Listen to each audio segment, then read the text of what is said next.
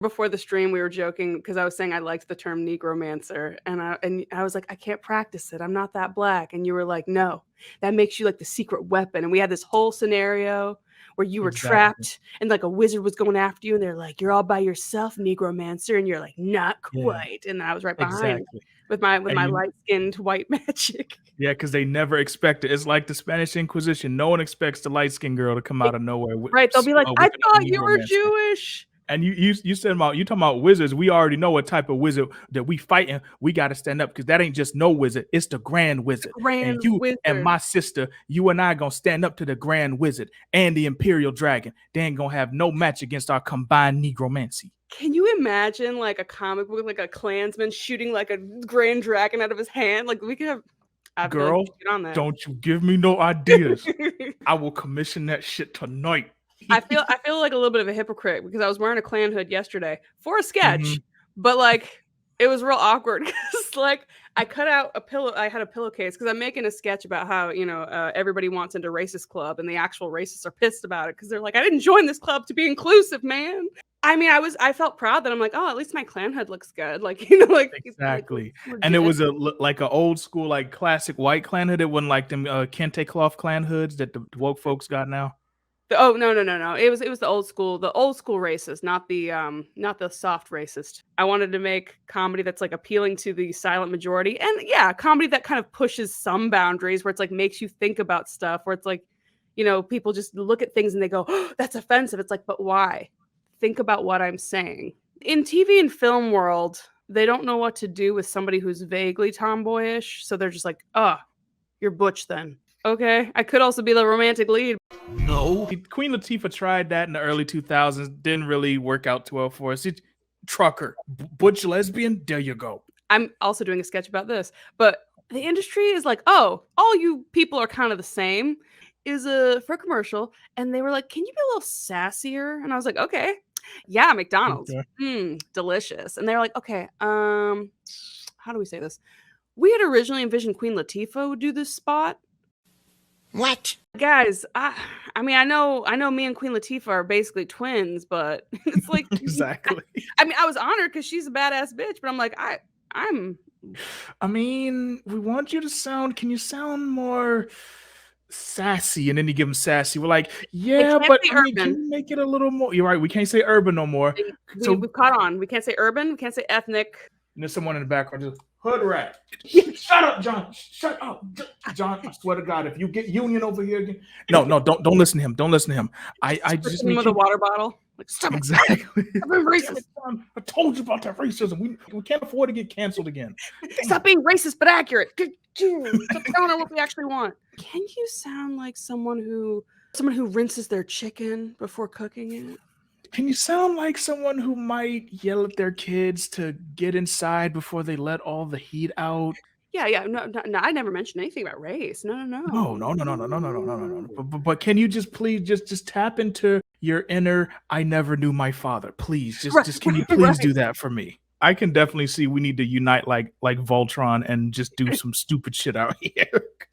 Because it's like for so long, I'm like, am I the only brown person that thinks this way? And then I'm finding, I found people like you and Gothics and all these other people. I'm like, okay, no, like the internet has helped us unite in our problematic nature of like, Yes. I like diversity. Obviously, like I want more opportunities, but I don't like the idea of saying we're diverse, meaning everybody thinks the same. We all must fall in alignment. We are all in the Borg. The Black community wants this one thing. We have all had a meeting about it. And, Exactly.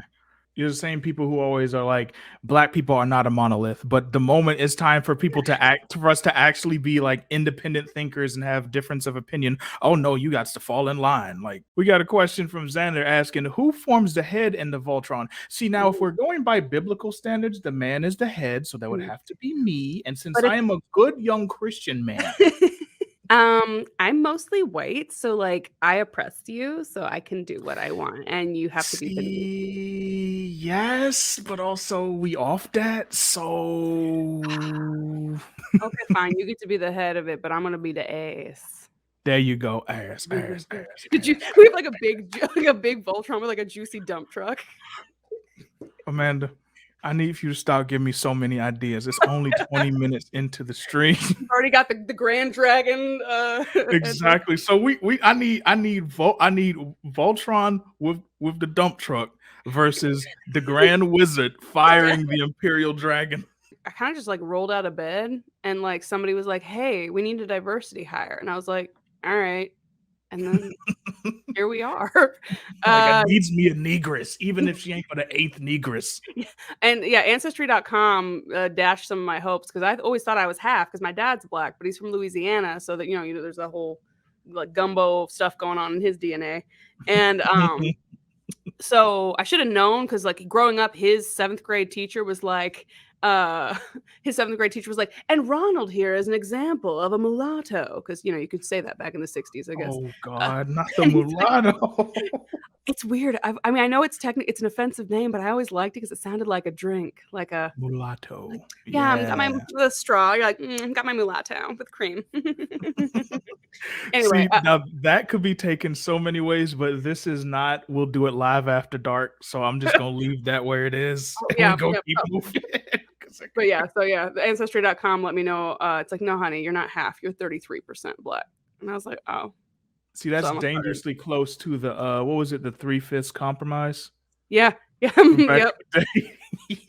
I like sarcastic edgelord humor, but I think I just changed my description on my thing to say like I'm a based bleeding heart edge lady. Because it's like the contradiction of like I really care about people, but also I really like making dark ass jokes and like being technically still on the left and dealing with the fucking shit show that the way things are now. Sometimes it just makes me want to put bleach in like literally all the drinks in my house, because the fact that every time anything happens, no one understands a line of intent anymore. Oh, sorry, what'd you say? Excuse me. No, I just said that's literally my shit. And it's funny you bring up excuse me, sorry. Throat dry, been sucking too much dick, don't mind me. Anyway, I mean, you're trying to catch up with your friends. You're like, you know what, maybe I don't want to be the boring straight guy in the group. Exactly. I'm like, yo, bro, what can I do, man? I gotta get on a level. Yo, let me go over Tyrone with the foot-long house. Let me holler at him. But if you do, though, then I get to be the head and the ass of the Voltron, because then I'm back at the top of the oppression hierarchy well, I guess you'd be the top of the oppression hierarchy, but I'd be the top of the oppressor, because you'd be a black gay guy and I'd be a mostly straight white woman, or straight mostly white woman. I don't know. I haven't tried it. Who knows? Maybe I'm mostly it's good at like making fun of like the language learning, but also my love of Kill Bill, and also just like this weird Duolingo bird who happens to be like kind of like a mob boss character who's just like that is absolutely insane. Injected directly into my veins, please. I think I started in my channel being like, yeah, I'm going to be kind of a more political commentary thing, doing what SNL's not doing because they're only making fun of the right and not making fun of the left. I want to make fun of whoever's being an idiot. But then I kind of have been getting a little burnt out on politics, and I'm like, you know what? Everybody's being stupid. Yeah, I've kind of going into the balancing out phase now of like, oh, right, okay. Because I was like, the left's calling everybody names all the time, and it doesn't mean anything when you call everybody a racist or a transphobe or all that stuff. And these words lose meaning. But now everybody on the right I'm seeing is like, oh, everybody's a pedophile and a groomer, and I'm like, ugh. Exactly, you're a pedo. Everything is pedophile. Everyone is woke, and woke is synonymous with evil person who should never be anywhere and get any ability to speak. Now we're authoritarians, and I'm like, can you just, my politics are, can you get off my dick, please? If that is not on a shirt, Amanda, I'm telling you, merch that shit. I'll have a shirt that's like, tribalism is for dorks. My politics are get off my dick. Exactly. I'd buy that shit yesterday. Literally. Stop taxing the shit out of everything and let me do my damn thing. But for the most part, I'm just like, if you're not hurting anybody, leave people alone. Leave people the fuck alone. And also I grew up in the church, and like I have no qualms against the church. But for me, a lot of people that I grew up around were very much like in each other's business. And it's like, you're going to appeal people to your message more by actually giving them space to find you and your beliefs, if that makes sense. Like if you just live your life and live a good example, people will be more likely to ask you about your faith than if you're constantly like shoving it down their throat and be like, well, you should be doing this because it's what I believe. It's like, that's not how you bring people over to your cause. To me, extreme Christianity and extreme wokeness were kind of similar. So it's like I left one and then ended up going to the same thing on the other side. This is literally my life story. I went from being super Christian to being more liberal, and then that was around like 2011, 2012. So I got on the progressive train, and I was in that for a while, and I was like almost like borderline SJW for a little while, and I had to take a step back and be like, all right, anime, what are we doing here? I looked around and everyone is just trying to cancel each other and everything is racist and black men are the white people of black people. And around the time that article came out, I'm just like, yeah, I don't think I can do this anymore. The crazies have officially taken over the asylum. I wash my hands of this.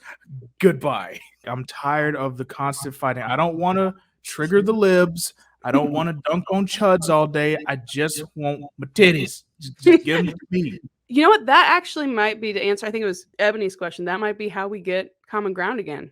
Just be like, hey guys, titties. Because like, nailed it. Who doesn't like titties? If I run for office, that'll be my campaign. Oh, God. Titties.